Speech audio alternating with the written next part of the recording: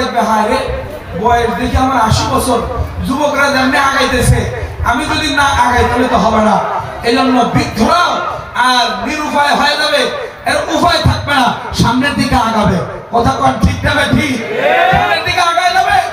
এই জন্য যুবক, এই যুবক লাগবে যে যুবক ফজরের নামাজের সামনে কাটারে, যে যুবক ফজরের পরে কোরআন পড়ে, যে যুবক ফেসবুকে সময় নষ্ট করে না, যে যুবক নারী লয়া রাস্তার ধারে ধারে গল্প মতোয়ারা হয় না, ব্রিজের কালবাটের উপরে দাঁড়ায়া ফেসবুক নিয়ে আড্ডা দেয় না, এই যুবক সে নিজেকে আল্লাহর দরবারে শামিল করাইতে, আল্লাহ থেকে রেজামন্দি নেওয়ার জন্য ব্যস্ত হয়ে যায়।